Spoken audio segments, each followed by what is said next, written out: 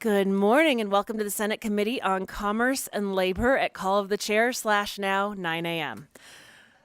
Good morning again to all of those who woke up with us after a very, very late night. And with that, Madam Secretary, please call the roll. Senator Daly, here. Senator Ellison, present. Senator Flores, Senator Lang, here. Senator Rogish, here. Senator Scheibel, here. Senator Steinbeck, here. Chair Pazina. Present, and please mark Senator Flores present when he arrives. Welcome to the members of our audience, few though you may be, here in Carson City as well as in Las Vegas and those following along online. I'm not going to give too many housekeeping announcements because we've been through this for 119 days now, so I think we're all pretty much on board. Just remember, silence your devices when you come up to speak. Do remember to state and spell your name for the record, turn the microphone on to speak and off to listen, and if you do plan to speak, please sign in at the table by the door and provide your card to our committee secretary. And with that, we are going to move to the first item on our agenda today, which is a hearing for Assembly Bill 428, which requires certain health plans to include coverage for fertility preservation services, and we will welcome Assemblymember Flanagan.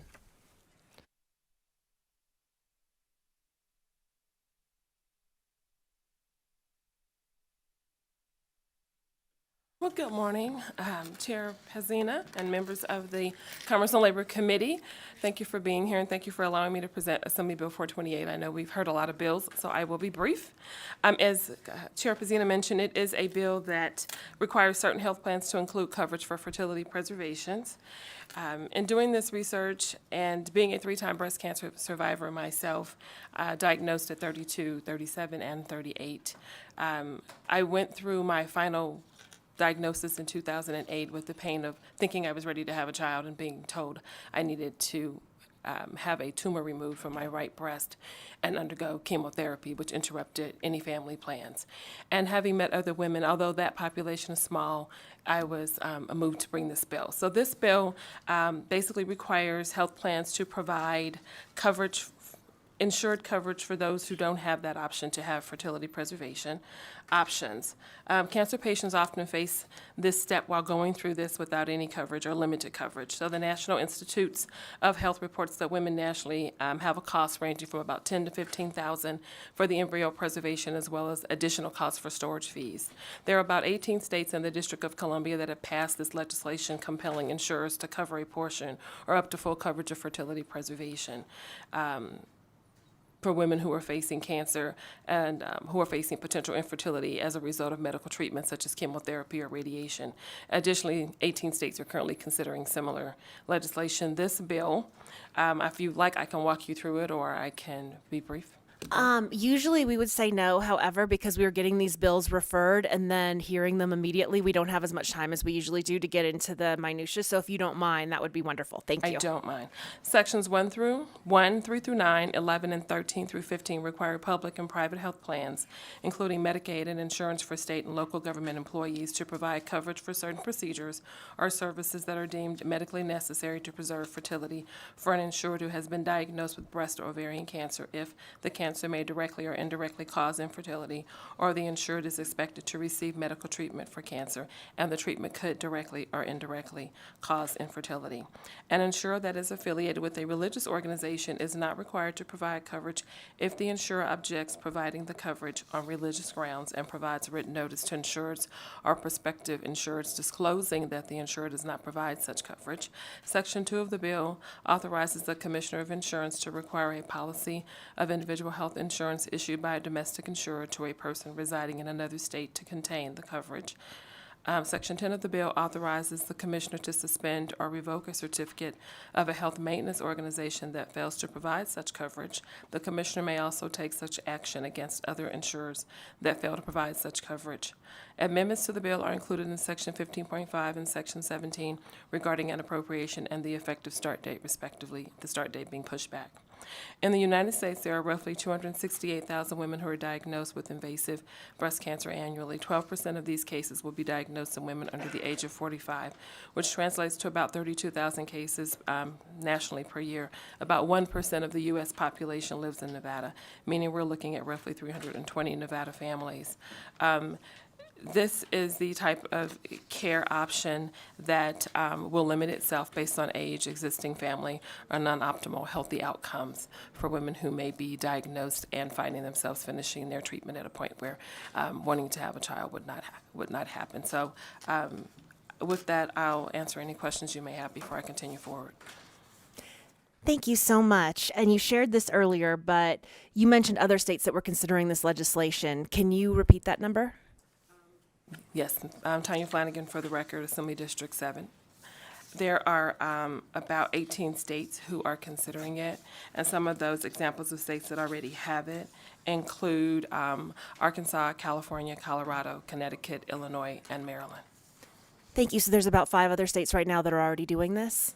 18 other states have. On that specific number, it is, where did I put that? It is, what about that? 18 states in the District of Columbia have passed legislation that compels insurers to cover a portion and up to full coverage. Got it. And do all other states have the religious exemption as well? I am not sure. I would have to ask our legal, which compiled that for us for considerations. Thank you. And do we have any other questions? We'll go with Senator Lang and then Senator Scheibel. Good morning. I think you said it, I just didn't get it. How many people do you think this would affect in Nevada? Thank you, Senator Pazina, Madam Chair. Should I go direct? Yes, please go direct, and thank you. Thank you again. Tanya Flanagan for the record.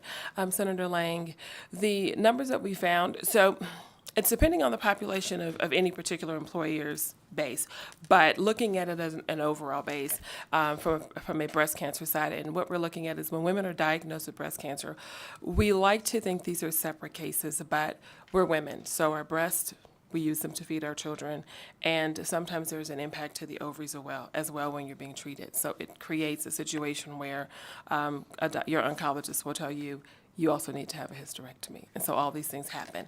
And so there's about a 90-day window if you're diagnosed, for my case, for example, from getting everything figured out and storing the eggs. So the populations are different across the different groups, but it's very low. So you could see 1 to 5 people in a year in a company or less. In the analysis that was done, for example, I think PEB came back with our projections are 7 people, if 7 people even did, but it could be in there. In another case, it was less, it was like 5 people. So overall, the numbers based on the population of the 320 cases, then in the state of Nevada on an annual basis, that narrows itself down as well to those are the women who might be diagnosed with that type of cancer, and then where their age could be, you already have children, you're over the age to be considered. You don't want children. So there's a number of things that will further continue to narrow that population and make it a very limited need. Thank you. Thank you very much, Chair, and thank you, Assemblymember Flanagan.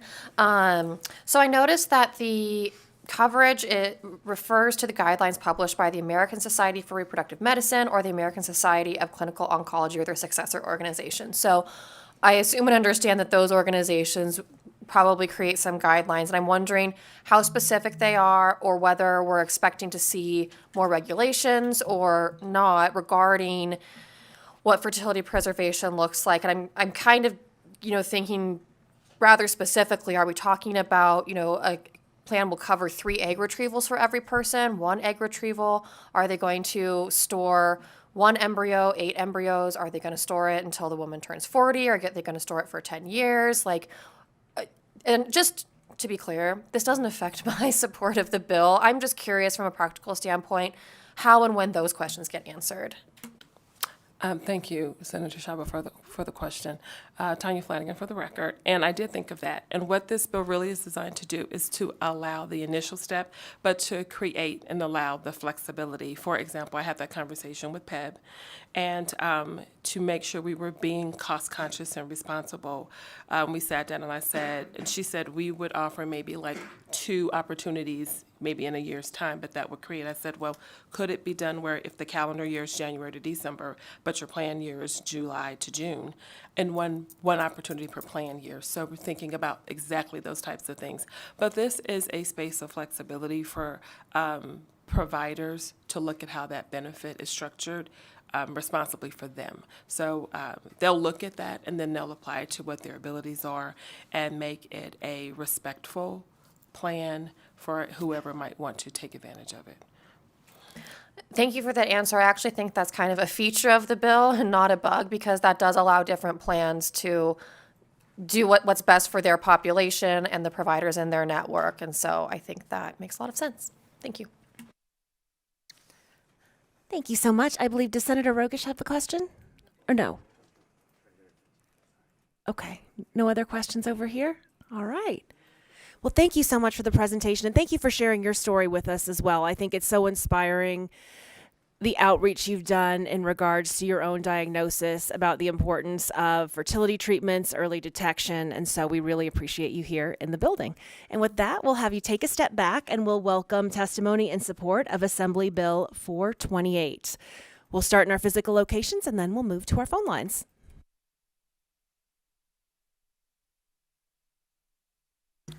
Good morning, Chair Pazina, Leo Benavides with UNLV here in support of AB 428. We want to thank Assemblymember Flanagan for bringing this important issue forward. Thank you so much, and I'm sure there was much more support in the Assembly when it wasn't call of the chair announced 30 minutes prior. So we thank you so much, Mr. Benavides, for being here. And seeing no one else in our physical locations, we are going to move to the phone lines. Broadcast, do we have anyone who'd like to testify in support of AB 428? Thank you, Chair. If you would like to testify in support of AB 428, please press *9 now to take your place in the queue.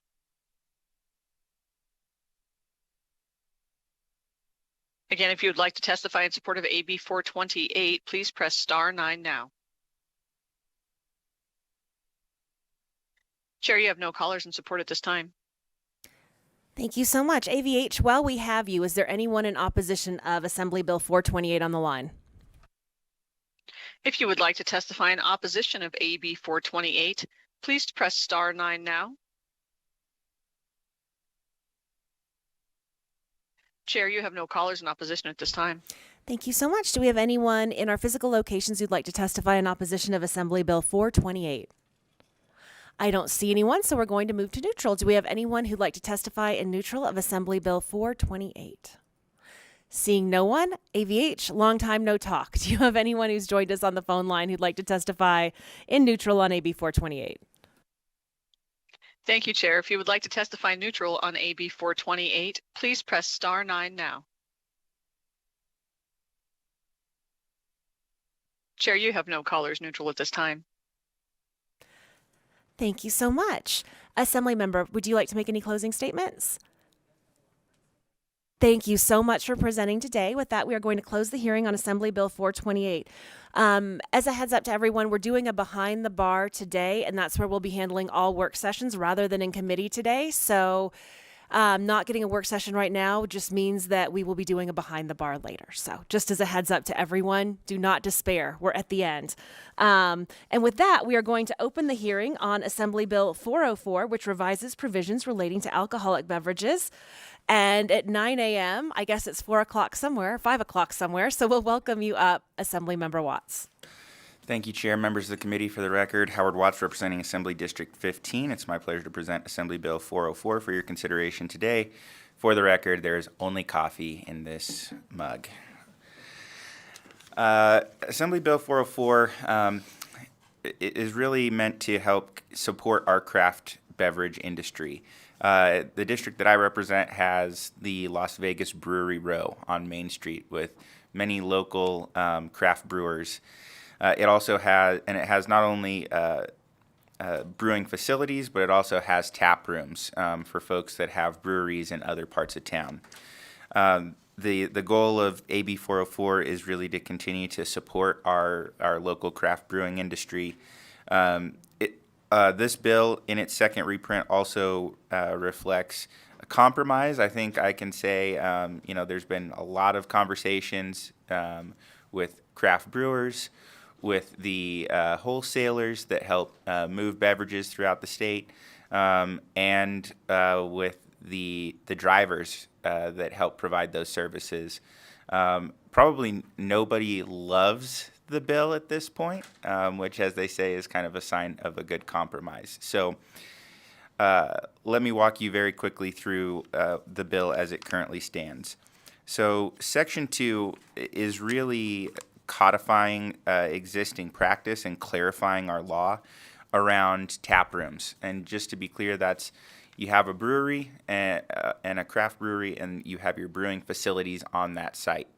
And you're able to sell the beverages that you produce at that brewery. If you open a second location, that's commonly referred to as a tap room. But if you're not brewing on site, our three-tier system generally says that a producer cannot also be a retailer.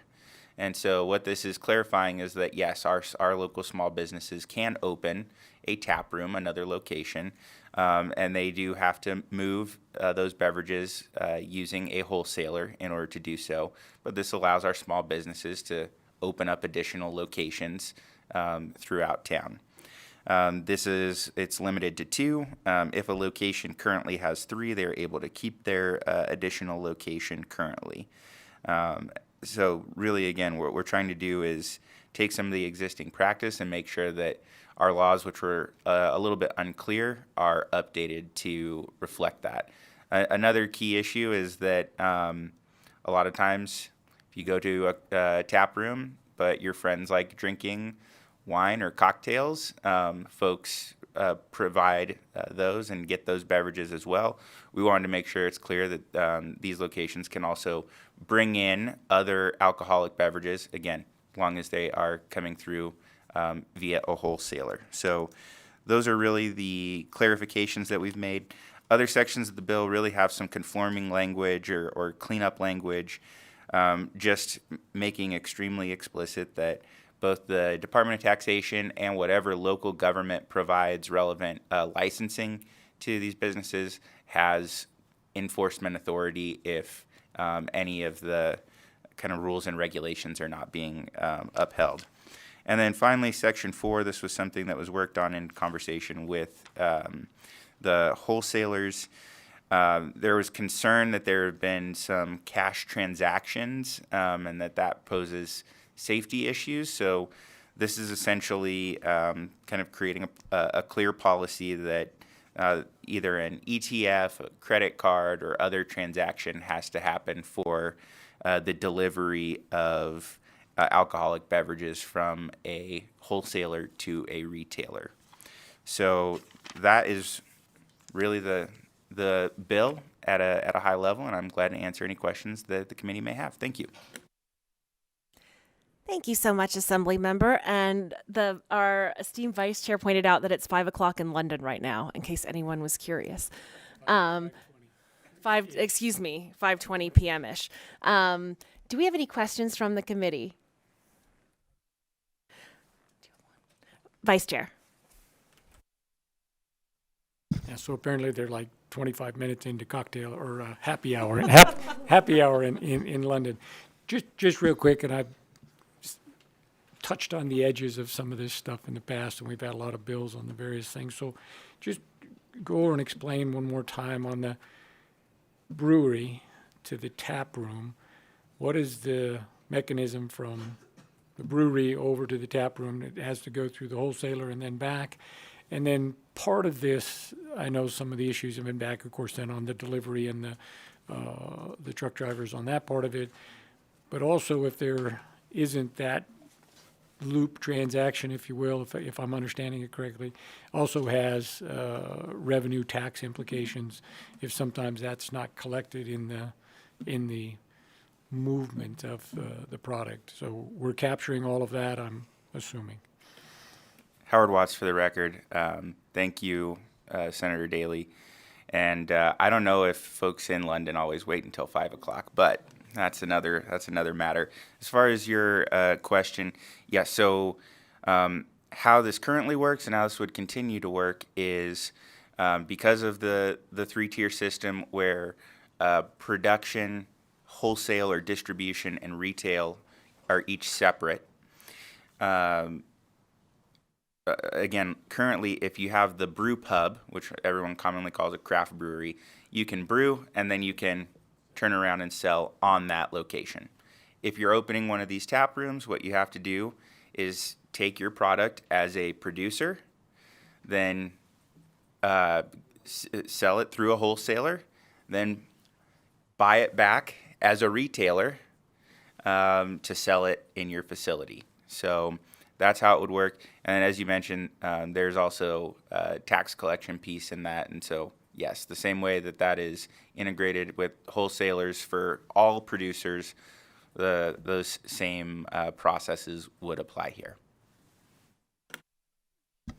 So we're clarifying that's the way you have to do it, and we got everybody a little bit happy and a little bit unhappy, but it's going to work, and the state's not going to lose any revenue. Howard Watts for the record, that's correct.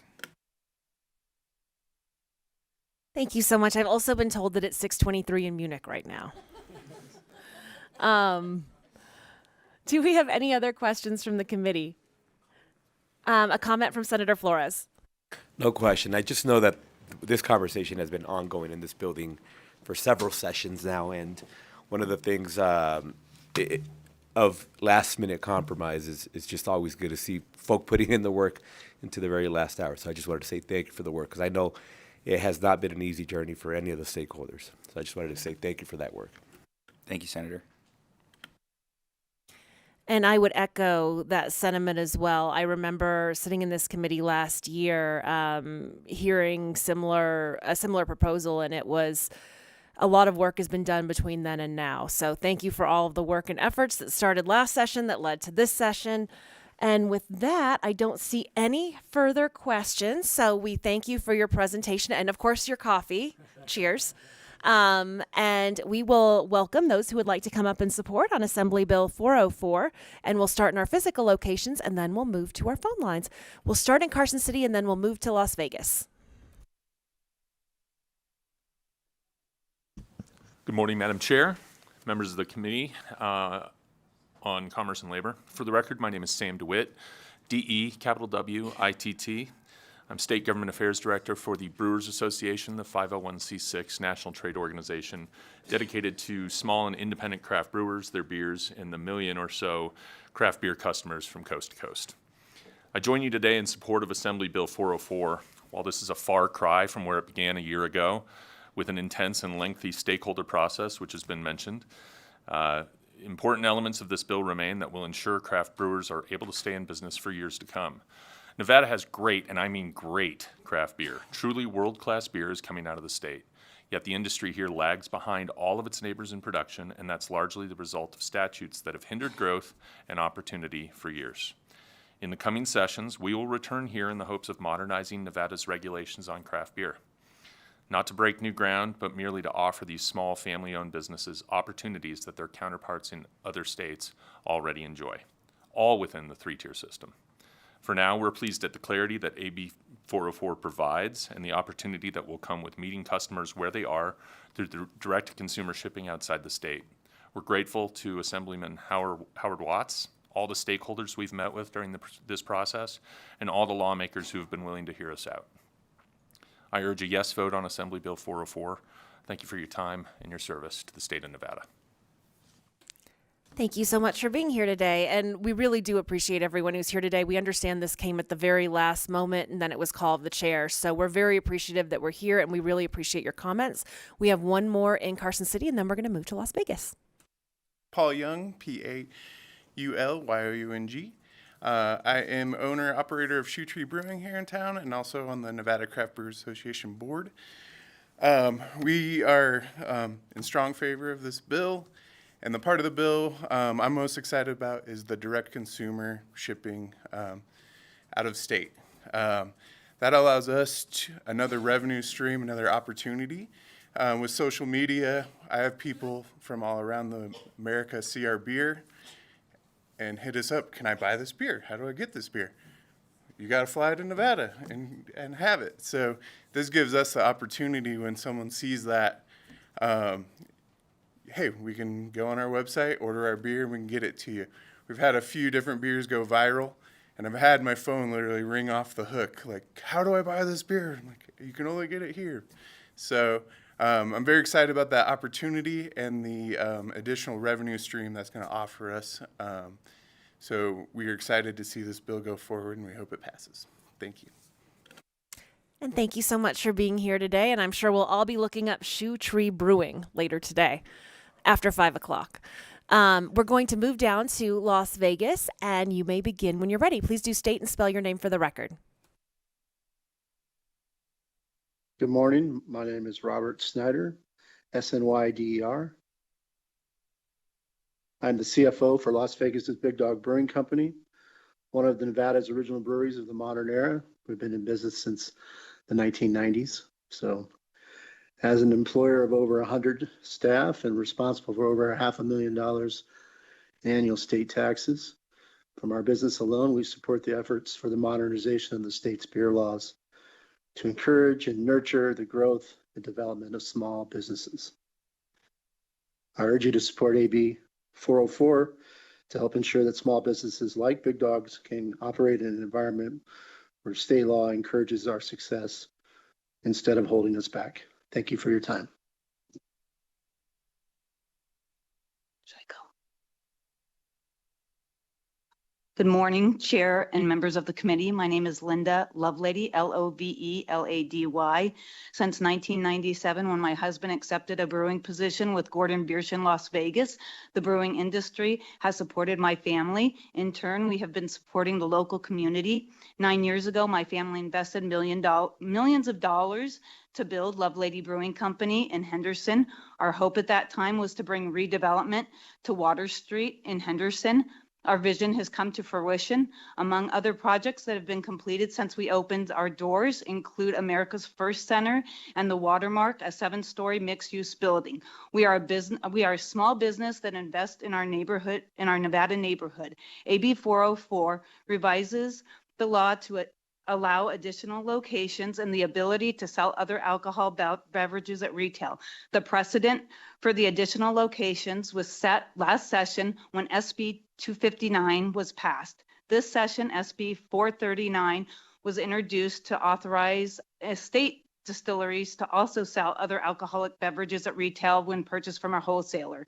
The additional locations would allow brew pubs to expand our footprint and allow us to invest in and lend characters to other communities while employing more Nevadans. Finally, Nevada craft beer is sold in Nevada casinos, restaurants, stadiums, and airports. Often, brew pubs that have their products placed in these locations will receive emails from out-of-state tourists.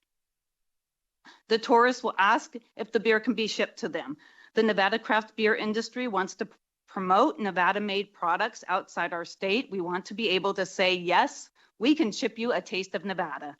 Support Nevada's small manufacturing businesses. Vote yes on AB 404. Thank you. Good morning, Chair and members of the committee. My name is Wendy Forrest, Forrest. I'm co-owner of Craft House Brewery in Henderson and Las Vegas, as well as the former president of the Nevada Craft Brewers Association for 5 years and legislative board member. I'm here representing over 50 Nevada breweries. Thank you for the opportunity to speak in strong support of AB 404.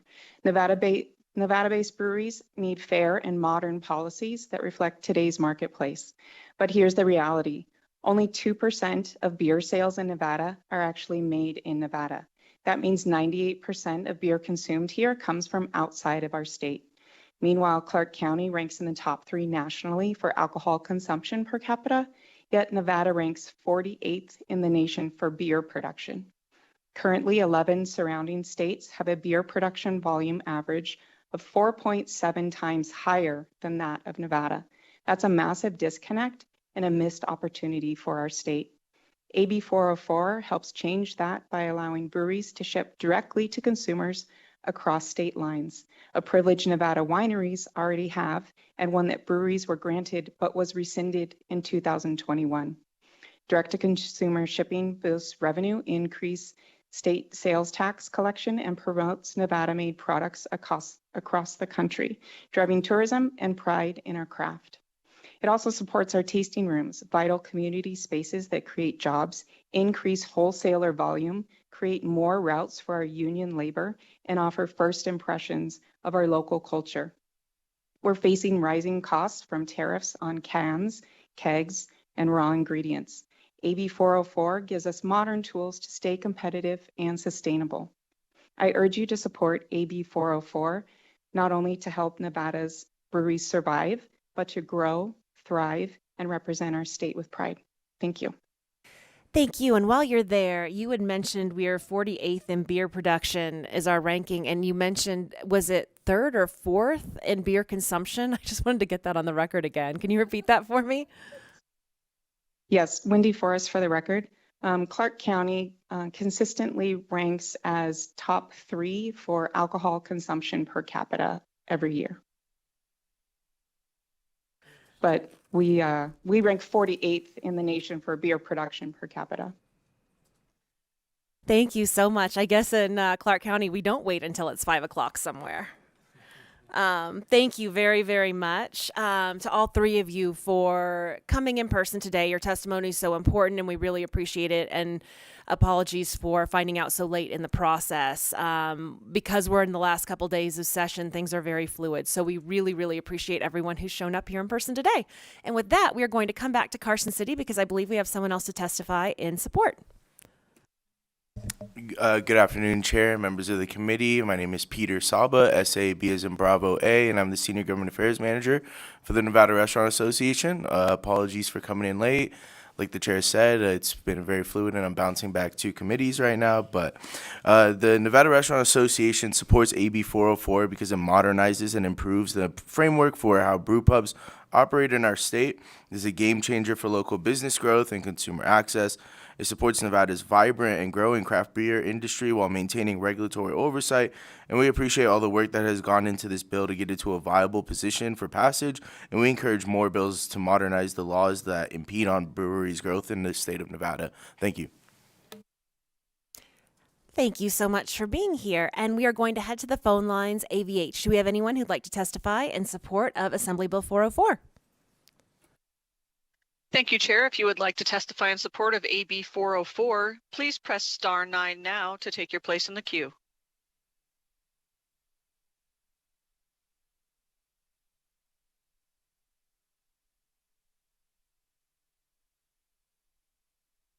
Thank you, Chair Pazina and members of the committee. My name is Emily Osterberg on behalf of the Henderson Chamber of Commerce, which represents over 2,000 members, most of which are small businesses.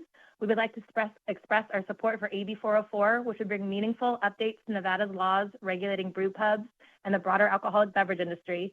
AB 404 is a smart, balanced approach that supports local economic development while preserving regulatory oversight. We respectfully urge you to support its passage and help strengthen the opportunities for Nevada's brew pubs. Thank you.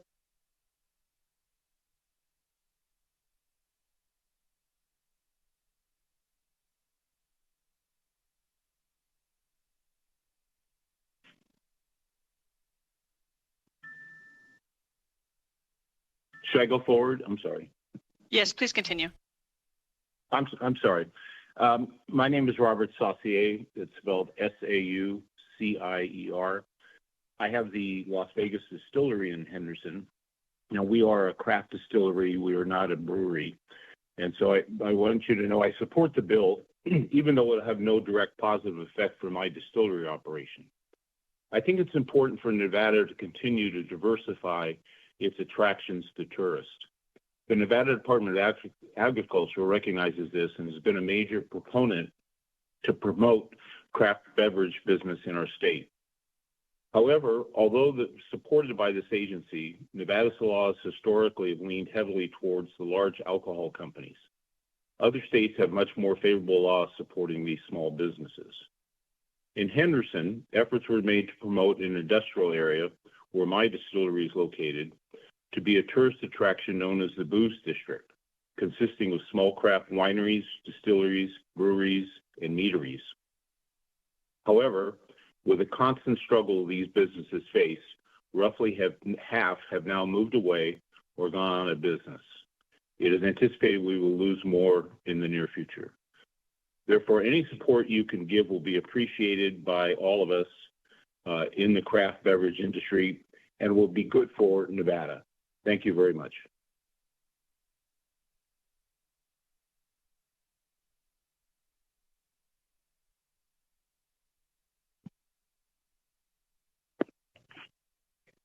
Hello, this is Brianna Wagner, Wagner, President and owner of Shoe Spoon Brewing Company. And we are in support of AB 404 for all the same reasons that our fellow breweries have mentioned. We think that this will help us with a lot of our issues with getting our beer to consumers. Like Paul from Shoe Tree said, we have a lot of requests that we just can't even facilitate. So we are in support of this bill.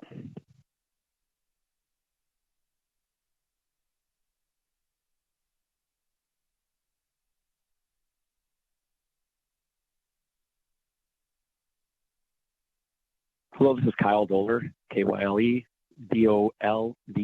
I am the owner and co-founder of Las Vegas Brewing Company in Las Vegas, Nevada. And I am here to support AB 404 and echo the same comments from those who have preceded me. It's one small step ahead of modernizing Nevada's craft brewing industry and getting closer in competition to those states that surround us. Thank you. If you recently just joined us, we are currently in support of AB 404. If you would like to testify in support, please press star 9 now to take your place in the queue.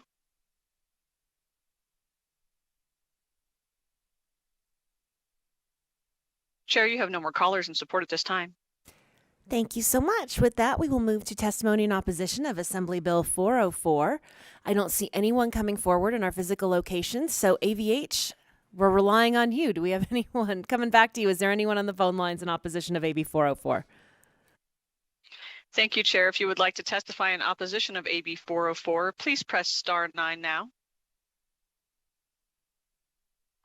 Chair, this is Dora Martinez. I was wanting to testify in support, please. I'm so sorry. I'm blind. I didn't find my star button. I just want to thank Assembly Member Watts for bringing forward this bill, and it's a good common sense bill. And just a note to one of my favorite Senator Scheibel, I did not drive today. Thank you. Bye-bye.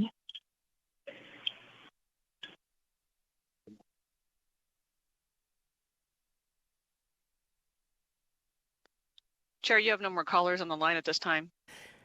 Thank you so much. And to our committee secretary, please move that to testimony and support. Thank you so much.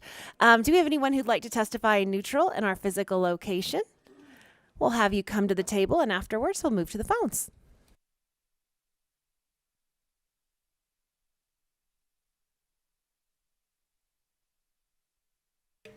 Good morning, Chair Pazina and members of the committee. My name is Alex Canito with Womble Bond Dickinson on behalf of Southern Glacier Wine and Spirits and the Nevada Beer Wholesalers Association, and my last name is Cannito. We are neutral on AB 404. This was a hard-fought compromise. Thank you. Morning, Chair. Brett Scolari, Strategies 360, here on behalf of Breakthrough Beverage, a wholesaler that operates in the state of Nevada, employs 607 full-time employees, many of which are those drivers that move these beverages around the state. We moved enthusiastically to neutral and really appreciate Assembly Member Watts' work on this with all the stakeholders. So thank you. Thank you so much. It's always good to be enthusiastically and neutral. We are going to head to our phone lines broadcast. Do we have anyone who's also enthusiastically and neutral on AB 404? Chair, your public line is open and working, but you have no additional callers at this time. Thank you so much. No more fan club members for Senator Scheibel this morning. With that, would you like to make some closing comments? Okay.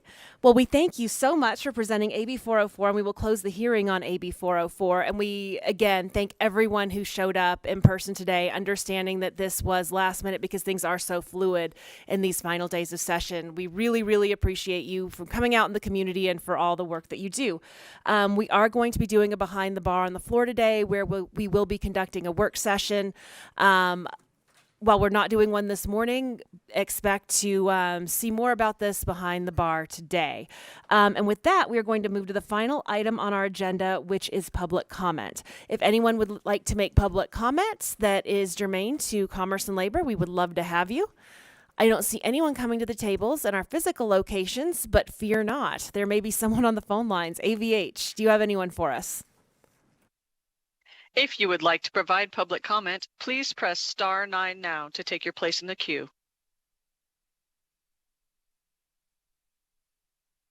Chair, you have no callers wishing to provide public comment at this time. Thank you so much. And with that, we will look forward to seeing everyone behind the bar today. But for this meeting, we are adjourned.